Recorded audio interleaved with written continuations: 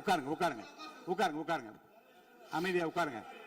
இருங்க உட்காருங்க. அப்புறம் நீங்க என்ன உட்காருங்க. நான் கொடுப்பேன் உட்காருங்க. நான் பாயிண்டா வரேன் கொடுங்க. நான் கொடுக்குறேன் உட்காருங்க உட்காருங்க உட்காருங்க உட்காருங்க உட்காருங்க உட்காருங்க உட்காருங்க உட்காருங்க உட்காருங்க உட்காருங்க உட்காருங்க. மாண்புமிகு முதல்வர் அவர்கள் கோர்வையாக நிதானமாக சொல்லிக்கொண்டே இருக்கிறார். நீங்க குறிப்பெடுத்து வைத்துக் கொள்ளுங்கள். பேசி முடித்தவுடன் நான் உங்களுக்கு அவகாசம் தருகிறேன். நீங்க ஒண்ணு ஒண்ணா சொல்லுங்க, என்ன என்பது நீங்க சொல்லுங்க. உங்க சொல்லுகிற வாய்ப்பை நான் உங்களுக்கு தருகிறேன். இப்போது மாண்புமிகு முதலமைச்சர் உங்கள் உரையை தொடரலாம்.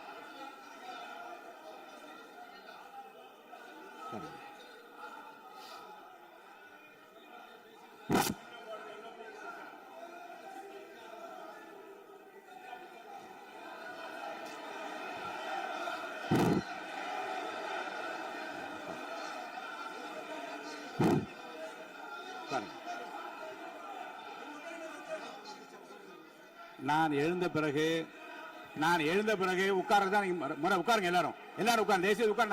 நான் அலோவ் பண்றேன். உட்காருங்க அமைதியா உட்காருங்க. நான் அலோவ் பண்றேன். அமைதியா உட்காருங்க உட்காருங்க. அங்க இருந்து குரல் கொடுக்காதீங்க. உட்காருங்க.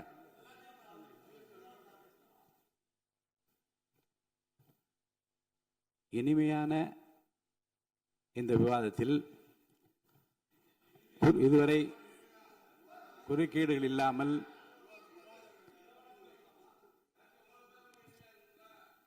கொஞ்சம் அமைதியா இருங்க.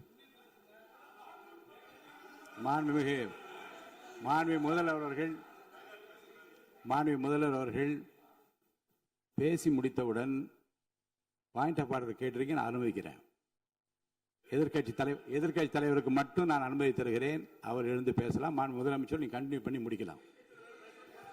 நீ எல்லாரும் எழுந்துச்சீங்கன்னா சரி வராது. உட்காருங்க. நான் சொல்லியிருக்கேன். உட்காருங்க உட்காருங்க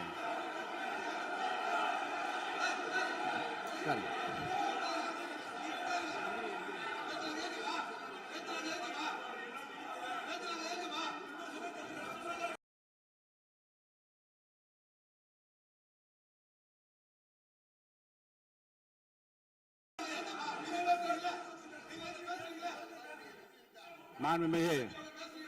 மாண்பு உறுப்பினர் அமைதி காக்க வேண்டும். நேற்று எதிர்க்கட்சி தலைவர் பேசுகிற போதும் அவர் பேசுகிற எல்லாவற்றுக்கும் நான் அனுமதி அளித்தேன். அதில் பாயிண்ட் ஆஃப் கேளுங்க. அந்த விவாதத்தில் கேளுங்க. இப்போதும் மாண்புமிகு முதலமைச்சர் அவர் பேசி முடித்த பிறகு நான் உங்களுக்கு அதுக்குரிய அவகாசத்தை தருகிறேன். நீங்க கேள்வி கேளுங்க. கேட்கிற உரிமையும் விளக்கத்தை பெற்றுக்கொள்ள உரிமை உங்களுக்கு இருக்கிறது. அதற்கு அவகாசம் நான் தருகிறேன்.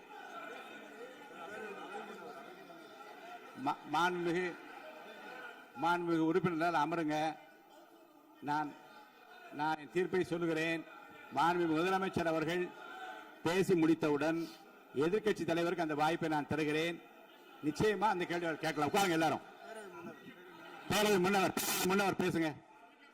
மாண்பு பேரவைத் தலைவர் அவர்களே, இன்று இவர்கள் முயற்சி செய்வது அவர் ஆளுங்கட்சியாக இருக்கின்ற போது இருங்க, நான் சொல்லிடுறேன் பிளீஸ். ஒரே நிமிஷம் நான் சொல்லிடுறேன் பிளீஸ். ஆளும் கட்சியாக இருக்கின்ற போது நீங்கள் சொன்ன ஒரே வார்த்தை, நாங்கள் பேசி முடித்ததற்கு பிறகு குறிப்பிடுத்துவிட்டு நீங்கள் எந்த கேள்வி வேண்டுமானாலும் கேட்கலாம் என்று ஒரு முறையை நீங்கள் பின்பற்றினீர்கள். அதே முறையை இப்போது பின்பற்ற வேண்டும் என்று கேட்டுக்கொள்கிறேன். பள்ளிக்கல்வித்துறை அமைச்சர் மாண்புமிகு பேரவைத் தலைவர் அவர்களே, நேற்றைய தினம் கூட எதிர்க்கட்சி தலைவர் சொன்னதை முழுமையாக கேட்டு இறுதியில் ஒரு வாய்ப்பு தந்தீங்க. அதுவும் இல்லாம இந்த நேரத்தில் நேரலையில் நீங்களும் பாக்குறீங்க. அங்கிருந்து ஒருமையில் விழித்து இந்த பக்கம் இருக்க உறுப்பினர்களை பார்த்து அப்படின்னு ஒருமையில் விழிப்பதை உங்கள் மூலமாக கண்டிக்கிறேன். அந்த வார்த்தையை அவை குறிப்பிலிருந்து நீக்கணும். கண்ணியம் காத்து முதல்வர் முழுமையாக பேசுவதை காத்து கண்ணியம் காத்து இந்த சபைக்கு ஒரு மரபு இருக்கிறது. அதை மூத்த உறுப்பினர்கள் பின்பற்றபடி உங்கள் மூலமாக கேட்டுக்கொள்கிறேன். மாண்புமிகு முதலமைச்சர் அவர்கள் உரையை தொடரலாம். நான் தரேன். நான் உறுதியாக மாண்புமிகு முதலமைச்சர் அவர்கள் பேசி முடித்தவுடன் எதிர்க்கட்சி தலைவருக்கு அந்த வாய்ப்பு தரப்படும் என்பதை உறுதியாக சொல்லிவிட்டேன். இடையிலே குறுக்கீடு செய்யாமல் அந்த பேச்சு முழுமையாக பேசி முடிக்க நீங்கள் அனுமதி வழங்க வேண்டும் என்று கேட்டுக்கொள்கிறேன். அமைதியா உட்காருங்க. அவங்க பேசி முடிக்கட்டும். நீங்க கேளுங்க. நான் என்ன சொல்றேன், கேட்கிற உரிமையும் விளக்கத்தை கேட்டு பெற உரிமை உங்களுக்கு இருக்கிறது. ஆனா இடையிலே குறுக்கீடு செய்யாமல் அதை முடிக்கும்படி நான் கேட்டுக்கொள்கிறேன். மாண்புமிகு முதலமைச்சர் அவர்கள் தொடர்ந்து நீங்க பேசலாம்.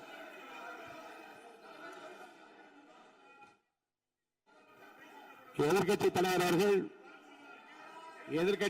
அவர்கள் உங்கள் கட்சியினுடைய உறுப்பினரை அமைதிப்படுத்த வேண்டும் என்று நான் கேட்டுக்கொள்கிறேன். உங்களுக்கு வாய்ப்பு தரவில்லை என்றால் அவர் எழுந்து நிற்பதில் நியாயம் இருக்கு. வாய்ப்பு தரப்போகிறேன். மாண்புமிகு முதலமைச்சர் அவர்கள் பேசி முடித்தவுடன் உங்களுக்கு வாய்ப்பு தரப்படும். அது வரைக்கும் உங்களுடைய உறுப்பினரை அமைதி காக்க நீங்கள் தான் பார்த்துக் கொள்ள வேண்டும். மாண்புமிகு அவை முன்னவர். மாண்புமிகு பேரவைத் தலைவர் அவர்களே, அவர் அப்போது சொன்னது வேறு, இப்போது நடந்து கொள்கிற முறைகள் வேறாக இருக்கிறது. அன்றைக்கு அவர் சொல்லுகிற போது அமைச்சர் அத்தனை பேரும் பேசி முடித்ததற்கு பிறகு உங்களுடைய கருத்துக்கள் யாராவது மறுபடியும் தெரிவிக்கலாம். இப்போது பின்பற்றினால் நன்றாக இருக்கும். நீங்கள் அதற்காகத்தான் சொன்னீர்கள். முதலமைச்சர் பேசியதற்கு பிறகு எதிர்க்கட்சி தலைவர் அவர்கள் பேசுவதற்கு வாய்ப்பளிக்கிறோம் என்று சொல்லியிருக்கிறார்கள். ஆகவேதான் அந்த வாய்ப்பை நீங்கள் இல்ல அது பதில் சொல்லணும்னு கேட்டிருக்காங்க. பதில் சொல்லணும் சொல்லியிருக்காங்க. பதில் சொல்லினா தங்க பிரச்சனை இல்ல. அப்படி இல்ல. ஆகவே இல்ல நேற்றைய தினம் நீங்கள் அப்படி பேசிக் கொண்டது ஆறாவது இல்ல. நேற்றைய தினம் நீங்கள் பேசுகிற போது ஆறாவது குறுக்கிட்டார்களா? நீங்கள் பேசுகிற போது யாருமே குறுக்கிடவில்லை. நீங்க எவ்வளவு பேசினீர்கள், எவ்வளவு வார்த்தைகள் பேசினீர்கள் என்பதெல்லாம் எங்களுக்கு தெரியும். யாருமே அதில் குறுக்கிடவில்லை. இது முதலமைச்சர், எங்கள் முதலமைச்சர் எதிர்க்கட்சி தலைவர் பேசுகிறவர் யாரும் குறுக்கிட வேண்டாம் என்று சொன்னார்கள். அதை நாங்கள் பின்பற்றினோம். ஆனால் இன்றைக்கு நீங்கள் பின்பற்றவில்லை என்றால் வேதனையாக இருக்கிறார். முன்னவர் நேற்று எதிர்க்கட்சி தலைவர் பேசுகிற போது அடுக்கடுக்காக குற்றச்சாட்டுல வைத்தார். இப்போ அதற்குரிய மாண்புமிகு பொதுப்பணித்துறை அமைச்சர்களும் காலையில் அலுவலகத்தை சந்தித்து அவர்கள் சாட்டிய குற்றச்சாட்டுகளுக்கெல்லாம் ஆதாரங்களை எல்லாம் நான் கொண்டு வந்திருக்கிறேன் என்று சொன்னேன். நான் நேற்று அந்த விஷயம் நேற்றோடு முடிந்து விட்டது. ஆதாரங்களை கொடுங்கள். தக்க நேரத்தில் இதை பற்றி சொல்ல வேண்டிய நேர்ந்தால் நான் இதெல்லாம் ஆய்வு செய்து உரிய நேரத்தில் அவை குறிப்பிட்டு ஏற்றுவதற்கு முன்பாக அவரிடம் காட்டி அதற்கு பிறகு அதை பற்றி முடிவெடுக்கும் என்று நான் சொன்னேன். இப்போதும் சொல்லுகிறேன், மாண்பு முதலமைச்சர் அவர்கள் பேசிக் கொண்டிருக்கிறார். பேசி முடிக்கட்டும். எதிர்க்கட்சி தலைவருக்கு உறுதியாக நான் வாய்ப்பு தருவேன். அவர் கேள்விகளை முன்வைக்கலாம், விளக்கங்களை பெறலாம். இப்போதைக்கு பேரவைத் தலைவர் என்ற முறையில் என்னுடைய முடிவு இதுதான். அவையில் இருக்கக்கூடிய உறுப்பினர்கள் அமரும்படி நான் கேட்டுக்கொள்கிறேன். நான் முதலமைச்சர் அவர்கள் பேச வேண்டிய போ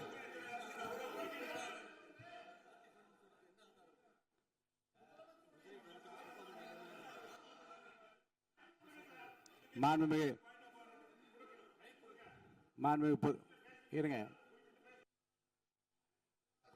அதை முன்னவர் பேரவைத் தலைவர் அவர்களே, நேற்றைய தினம் நீங்கள் முழுமையாக பேசினீர்கள். உங்கள் பேச்சுக்கள் எப்படி இருந்தது என்பதும் நாடறியும். இருந்தாலும் கூட நாங்கள் அமைதியாக இருந்தோம். இல்ல நீங்க இருங்க. ஒவ்வொரு வார்த்தைக்கு இருங்க. நீங்க மின்வெட்டையில நீங்க சொன்னீங்க. உங்களுடைய முன்னாள் அமைச்சர் ஆற்காடு வீராசாமி இருக்கிற போது மின்வெட்டால் தான் நாங்கள் ஆட்சியே மாறியது என்றெல்லாம் சொன்ன கதையெல்லாம் இருக்கு. அதெல்லாம் சொன்ன பண்ணாங்க. நாங்களே அமைதியா இருந்தோம். அதுக்காக நீங்க தயவு செய்து எதிர்க்கட்சி தலைவருக்கு வாய்ப்பளிக்கிறார்கள்.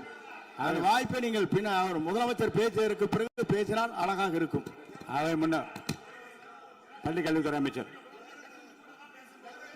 மாண்புமிகு பேரவைத் தலைவர் அவர்களே, அவர் ஒரே ஒரு வார்த்தையை தான் சொன்னார். பார்ட்டி ஃபண்ட் என்ற வார்த்தையை கேட்டு எதிர்க்கட்சி நண்பர்கள் கோபப்படுகிறார்கள். ஆனால் அதன் மீது உங்களுக்கு பாயிண்ட் ஆஃப் ஆர்டர் தருவதாகவும் நீங்கள் சட்டப்பேரவைத் தலைவர் சொல்கிறீர்கள்.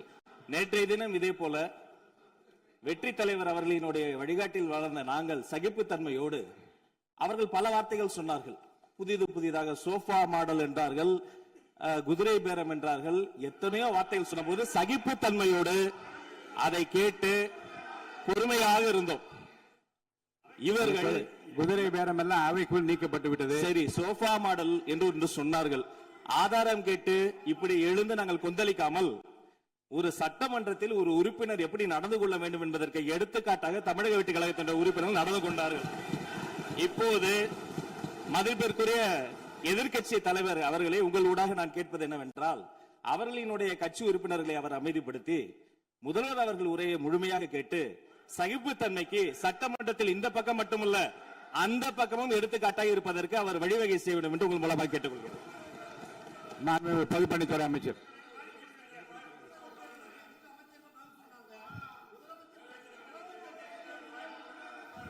மாண்புமிகு பேரவைத் தலைவர் அவர்களே, திராவிட முன்னேற்ற கழகம் முதல் நாளில் இந்த சபையுடைய மரபையும் பாரம்பரியத்தை பற்றியும் நமக்கு வகுப்பெடுத்தார்கள். அந்த மரபுப்படி எங்களுடைய தலைவருடைய வழியில் இந்த சட்டசபையுடைய நிகழ்வுகளில் நாங்கள் கலந்து கொண்டிருக்கிறோம். நேற்று எதிர்க்கட்சி தலைவர் பேசும்பொழுது எவ்வளவோ வார்த்தைகள் உண்மைக்கு புறம்பாக சட்டத்திற்கு எதிராக ஒரே நிமிஷம் பேசுறேன். சட்டத்திற்காக பேசும் பொழுது நாங்கள் அமைதியாக இருந்தோம். நாங்கள் அமைதியாக ஒரு 2-3 முறை தான் அவரு பேசும்போது மினிஸ்டர்கள் நின்னாங்க. ஆனா இன்னைக்கு மாண்புமிகு முதலமைச்சருடைய முதல் உரை, கடந்த 4 நாட்களாக திராவிட முன்னேற்ற கழகம் முதலமைச்சர் ஏன் பேசலன்னு சொல்லிட்டே இருந்தாங்க. இன்னைக்கு பேச ஆரம்பிச்ச உடனே அவர் சொன்ன வார்த்தை பார்ட்டி ஃபண்ட் சொன்னார். எந்த பார்ட்டின்னு சொல்ல. ஆனா அந்த வார்த்தைகள் சொல்லி முடிஞ்ச உடனே எதற்காக முதலமைச்சருடைய பேச்ச இவங்க குறுக்கிறாங்கன்னு தெரியல. நீங்கள் சொன்னது மாதிரி முதலமைச்சர் பேச வேண்டும். பேசிய பின்பு கருத்துகளுக்கு பதிலளிக்க அவர்கள் பதிலளிக்கும், நாங்களும் பதிலளிக்க தயாராக இருக்கிறது பதிவு பண்றோம். மாண்புமிகு முதலமைச்சர் அவர்கள்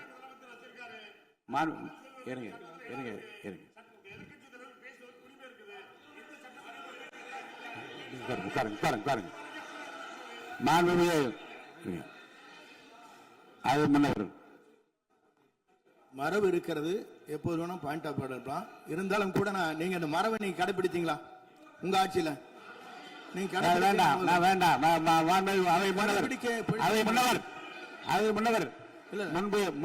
முன்பு எப்படி நடந்தால் என்பதை பற்றியோ முன்பு நடந்த நிகழ்வுகள் பற்றியோ நீங்கள் சொல்லி மீண்டும் இந்த அவையினுடைய மாண்பை குறைக்க வேண்டாம் என்று நான் கேட்டுக்கொள்ள வேண்டாம். இப்போது உள்ள பிரச்சனை, மாண்பு முதலமைச்சர் அவர்கள் தன்னுடைய பேச்சை உறுதி செய்து முடிக்க வேண்டும். அவர் முடித்த பிறகு எதிர்க்கட்சி தலைவருக்கு நான் நிச்சயமாக வாய்ப்பு தருவேன். அவர் கேள்வி கணைகளை தொடுக்கலாம், சந்தேகங்களை கேட்கலாம். விளக்கம் தருவதற்கு மாண்பு முதலமைச்சர் அவர்கள் தயாராக இருக்கின்றார். அமைதியாக என்னை அமரும்படி நான் கேட்டுக்கொள்கிறேன்.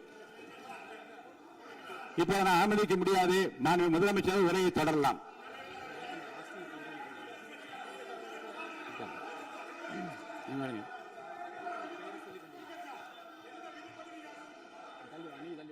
மாண்புமிகு உறுப்பினர் ஆஸ்டின் உங்க இடத்துல போய் உட்காருங்க. மாண்புமிகு உறுப்பினர் ஆஸ்டின், நீங்க ஒரு மூத்த உறுப்பினர், சபை விதிகளை நன்கு தெரிந்த ஒரு உறுப்பினர், நீங்க போய் இடத்துல உட்காருங்க. முதல்ல மாண்புமிகு முதலமைச்சர் அவர்கள் உரையை தொடரலாம். இப்போது எந்த விதமான பாயிண்ட் ஆஃப் ஆர்டர்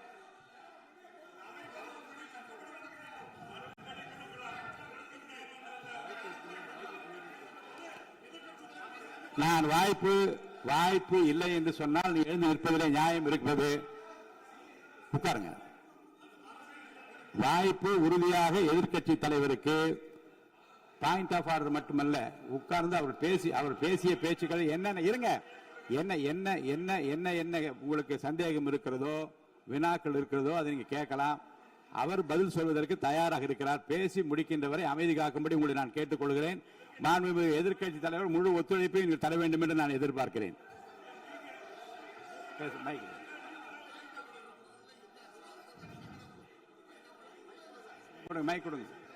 மாண்புமிகு எதிர்க்கட்சி தலைவர், பேரவைத் தலைவர், நீங்க உட்காருங்க. நேற்று நான் பேசும்போது சில அமைச்சர்கள் குறுக்கிட்டு பேசினாங்க, அதற்கு நீங்க அனுமதி கொடுத்தீங்க.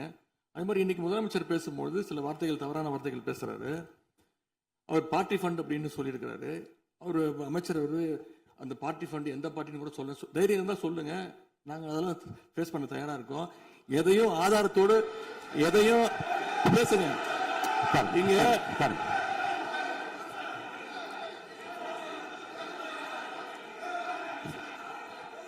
அது மாதிரி பேரவைத் தலைவர் அவர்களே, நேற்று நான் பேசி முடிஞ்சோடனே நீங்க அவை முடிஞ்சிருச்சுன்னு சொல்லிட்டீங்க. நாங்கெல்லாம் வீட்டுக்கு போயிட்டோம். வீட்டுக்கு போய் டிவி போட்டு பார்த்தா அங்க இன்னொரு அமைச்சர் இன்னும் பதில் சொல்லிட்டே இருந்திருக்கிறாரு. அதற்கெல்லாம் நாங்க இப்ப என்ன பதில் இது, என்ன மரபு இது? நீங்க இப்ப பேசிக்கிட்டே இருப்பீங்களா? நாங்க அதை பார்த்துக்கிட்டே இருக்கணுமா? அதே மாதிரி இன்னைக்கு முதலமைச்சர் அவர்கள் பேசும்போது நாங்களும் அமைதியா கேட்டுட்டு தான் இருந்தோம். ஆனா சில கருத்துக்கள் அவர் பேசும்போது அதை நாங்க அனுமதிக்க முடியாது. ஆதாரத்தோடு ஏதாவது பேசணும்னா, குற்றச்சாட்டுகள் சொல்லும்போது ஆதாரத்தோடு சொன்னீங்கன்னா அதை நாங்க வந்து ப்ரூவ் பண்றதுக்கு தயாராக இருக்கு. மாண்புமிகு உறுப்பினர் அவர்கள் இருங்க. நேற்று மாண்புமிகு எதிர்க்கட்சித் தலைவர்கள் பேசியதும் மாண்புமிகு பொதுப்பணித் தலைவர்கள் பேசியதும் ஆதாரம் இல்லாமல் பேசக்கூடாது என்று நான் சொன்னேன். ஆய்வு செய்து நீக்கப்பட வேண்டியது நீக்கும் என்று சொன்னேன். இப்போது மாண்புமிகு முதல்வர் அவர்கள் பேசி முடிக்கட்டும். நீங்கள் கூறிய கருத்துப்படி அதில் ஆதாரங்கள் இல்லாத குறிப்பாக இருந்தால் அதை நீக்குவதற்குரிய உரிமை எனக்கு இருக்கிறது. ஆய்வு செய்து நான் நடவடிக்கை எடுப்பேன். இப்போது மாண்புமிகு முதலமைச்சர் அவர்கள் பேசலாம். இந்த டாஸ்மாக் மாதிரியே பல டிபார்ட்மெண்ட்லேயும் மறுபடியும் சொல்கிறேன், கட்சி நிதின்ற பேரில் அடித்த கொள்ளைய ஒன்று ஒன்றா கவர்மெண்ட்டோட கஜானாக்குள்ளேயே கொண்டு சேர்த்துக்கிட்டே இருக்கிறாங்க.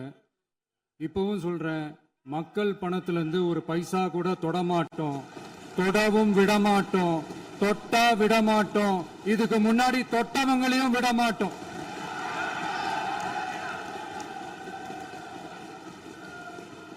ஒவ்வொரு ஊழலா வெளியில வரும் போலயே ஒவ்வொரு வேஷமா கலைஞ்சிரும் போலயே இங்க இருக்கிற நிறைய பேரு நடுங்கி போய் இதுல நம்ம மேல அவதூறு வேற. இப்ப புதுசா ஒரு வெப்பன் ஒண்ணு கொண்டு வந்திருக்காங்க. அது என்ன தெரியுமா? அவங்க தயவால தான் நம்ம ஆட்சி நடக்குதாம். மக்கள் தயவால இந்த ஆட்சி நடந்துகிட்டு இருக்கு.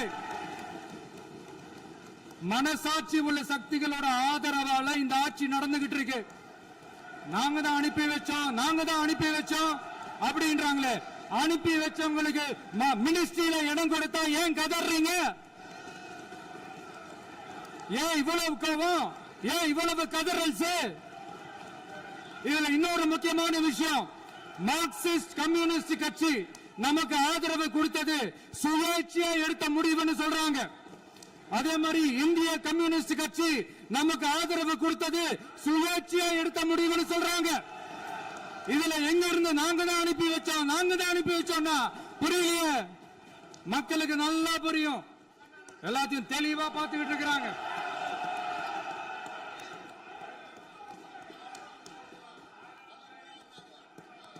முதலமைச்சர் கண்டினியூ பண்ணலாம். மாண்புமிகு முதலமைச்சர்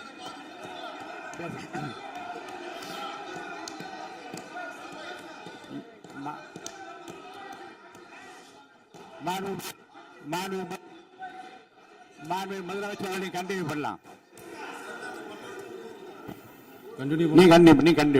நீங்க கண்டினியூ பண்ணலாம்.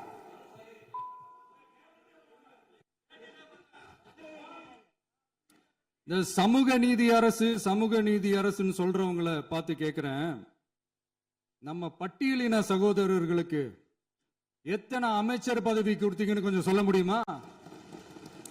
ஆனா நம்மளுடைய அரசுல 8 அமைச்சர் பதவிகள் யாருக்கு? நம்ம பட்டியலின சகோதரர்களுக்கு. எல்லாம் நம்ம அண்ணன், நம்ம தம்பி, நம்ம தங்கச்சிங்க. அண்ணல் அம்பேத்கர் அவர்களுடைய கிட்டத்தட்ட 100 ஆண்டு கால கனவு இப்ப நிறைவேறி இருக்கு. நான் ஏன் கொஞ்சம் சவுண்டா பேசுறேன் அப்படின்னா அவங்களுக்கு கேட்கணுன்றதுக்காக தப்பா எடுத்துக்காது. அதே மாதிரி பெண்களோட பாதுகாவலர் நாங்க தான் அப்படின்னு சொல்லிக்கிறவங்களை கேட்கிறேன், எத்தனை பெண்களுக்கு அமைச்சர் பதவியில இடம் கொடுத்தீங்க கொஞ்சம் சொல்ல முடியுமா? எங்க அரசுல 4 சகோதரிகளுக்கு அமைச்சர் பதவி கொடுத்திருக்கிறோம்.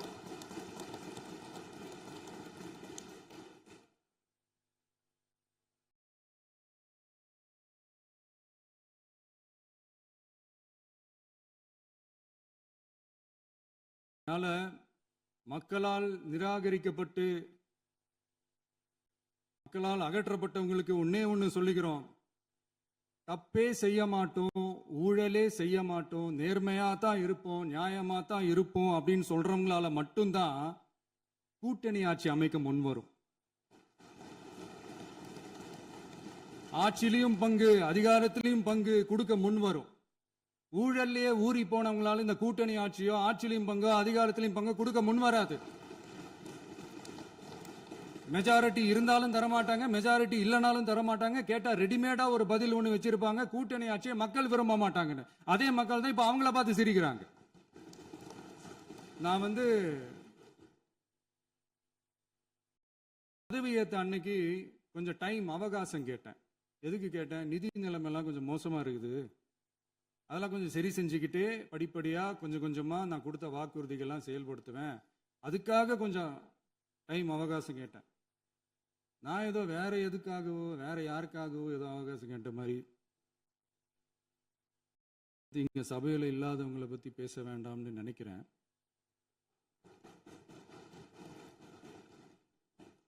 இங்க நம்மளை பத்தி அவதூறு பரப்புறதோட மட்டும் இல்லாம இப்ப நம்ம மக்கள் மேலேயும் அவதூறு பரப்ப ஆரம்பிச்சிட்டாங்க.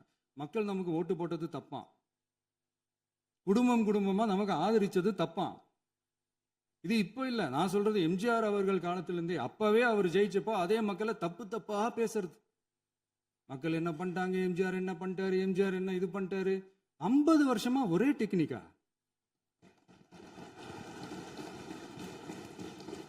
டெக்னாலஜி எல்லாம் மாறி வேற எங்கேயோ போயிட்டு இருக்கு பஸ். இதுல கொஞ்சம் டெக்னிக்காச்சும் கொஞ்சம் மாத்தினா கொஞ்சம் நல்லா இருக்கும்.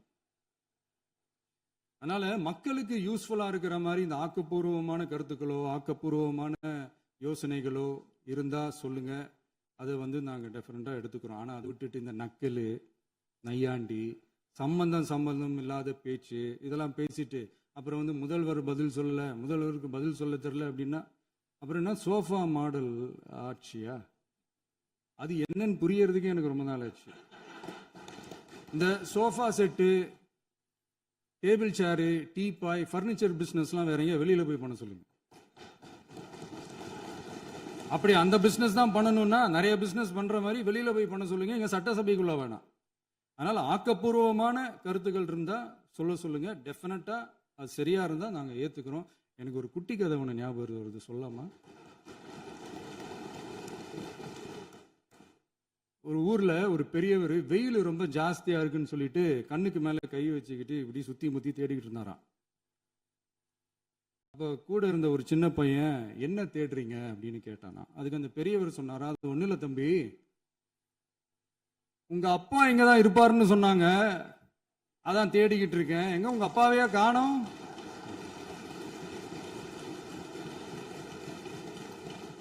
இல்ல அந்த எங்களுக்கும் நக்கலா நையாண்டியா சம்பந்தம் இல்லாத குட்டி கதை இதெல்லாம் எங்களுக்கும் பேச தெரியும்.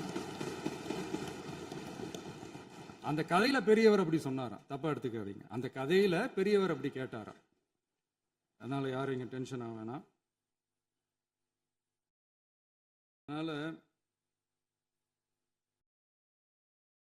இன்னொரு இந்த என்னுடைய உரையை முடிக்கிறதுக்கு முன்னாடி போயிட்டாங்க, பேசலாமா? நிறைய உங்க கருத்துக்களை நீங்க முழுமையாக மன நிறைவோடு பேசலாம். டிவியில் பார்ப்போம். சரி, அதான் 5 நிமிஷம் பேசுனதுக்கே கொளத்தூரி இந்த ஆட்டம் அடிச்சு பேசுனா அப்புறம் என்ன பண்றது? கடைசியா நான் இந்த உரையை முடிக்கிறதுக்கு முன்னாடி ஒரு முக்கியமான ஒரு விஷயம் பத்தி சொல்லணும். ஆளுநர் உரை அன்னைக்கு இந்த தமிழ் தாய் வாழ்த்துக்கு அப்புறம் தேசிய கீதம் பாடினது தப்பு, தேசிய கீதம் 2 முறை பாடினது தப்பு, அப்படி ஒரு நிகழ்வு இதுக்கு முன்னாடி இந்த சட்டசபையில நடந்ததே கிடையாது, அந்த மரபே மாத்திட்டீங்க, இப்படி ஒரு பெரிய ஒரு போர் மாதிரி எதிர்கட்சியை சார்ந்தவங்கலாம் சொன்னாங்க இல்லையா? அந்த மாநில உரிமை போராளிகளை, அந்த மரபு காக்கிற உரிமை போராளிகளை ஒரே ஒரு கேள்விதான் கேட்கணும். 2021 ஆகஸ்ட் 2 ஞாபகம் இருக்கா? Centenary celebration of Tamil Nadu legislature. அந்த ஃபங்க்ஷன்ல நம்ம முன்னாள் முதலமைச்சர் கருணாநிதி அவர்களோட கலைஞர் அவர்களுடைய கலைஞர் அவர்களுடைய புகைப்படத்தை மாண்புமிகு குடியரசுத் தலைவர் திறந்து வைக்கிற ஒரு ஃபங்க்ஷன். அந்த ஃபங்க்ஷன்ல national anthem followed by Tamil Thai Vazhthu அப்படின்னு அறிவிச்சது ஞாபகம் இருக்கா? அதாவது தேசிய கீதத்துக்கு அப்புறமா இரண்டாவது முறையா, நோட் திஸ் பாயிண்ட் மாண்புமிகு பேரவைத் தலைவர் அவர்களே, ப்ளீஸ் நோட் திஸ் பாயிண்ட். தேசிய கீதத்துக்கு அப்புறம் இரண்டாவது முறையாக தமிழ் தாய் வாழ்த்து பாடப்படும் அப்படின்னு சொன்னது ஞாபகம் இருக்கா? அதுவும் முத்தமிழ் அறிஞர் அப்படின்னு சொல்ற நம்ம கலைஞர் அவர்களுடைய அந்த புகைப்படம் வெளியிட்டு விழாவில் அவர் இருந்த இதே சபையில தமிழ இரண்டாவது இடத்துக்கு தள்ளினது யாருன்னு ஞாபகம் இருக்கா?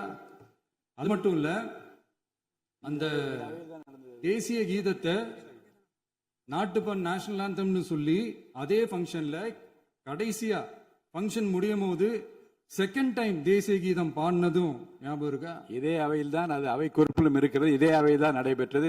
இந்த தக்க நேரத்தில் இந்த ஆதாரங்களை அளித்த மாண்பு முதல்வர்களுக்கு நன்றியை தெரிவித்துக் கொள்கிறேன்.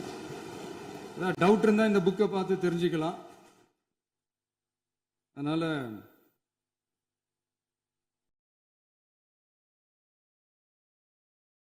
கேட்டா என்ன சொல்லுவாங்கன்னா, அது ஜனாதிபதி கலந்துகிட்ட ஃபங்க்ஷன், அதெல்லாம் அப்படிதான், அதெல்லாம் கண்டுக்க கூடாது அப்படின்னு சொல்லுவாங்க. இதே மாதிரிதான் பேசுறது ஒண்ணு, செய்யறது ஒண்ணு, செய்யறது ஒண்ணு, பேசுறது ஒண்ணு. இதெல்லாம் மக்கள் பார்த்துக்கிட்டு இருக்காங்க. எலெக்ஷனுக்கு முன்னாடி தான் அப்படி செஞ்சுக்கிட்டு இருந்தாங்க. இப்போ எலெக்ஷனுக்கு அப்புறம் அதே தான் செய்கிறாங்க.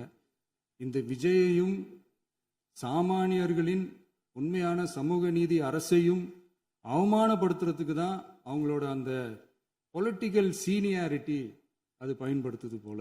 சரி, செய்யட்டும் செய்யட்டும், நல்லா செய்யட்டும். இப்போ ஆனாலும் நம்மளுடைய மாநில உரிமை, மொழி உரிமை போல வேஷம் போடுற எதிர்கட்சிக்கு ஒன்றை மட்டும் ஆணித்தரமாக சொல்றோம்.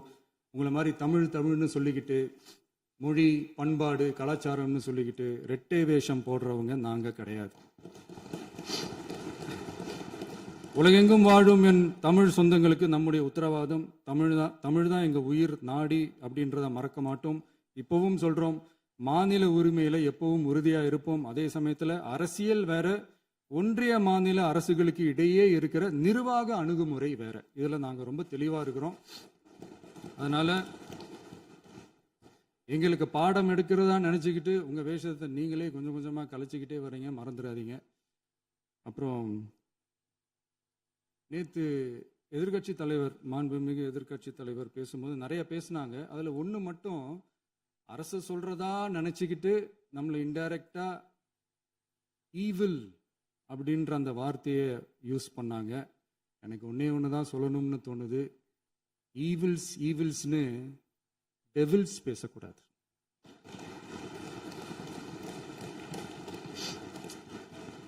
அவங்க இருந்திருந்தா ஒரு ஆக்ஷன் பண்ணணும்னு எனக்கு தோணுச்சு.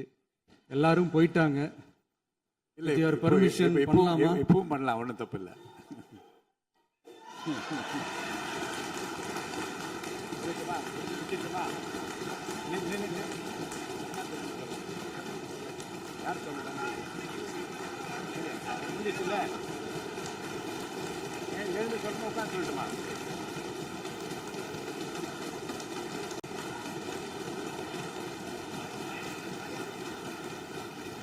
விவாதம்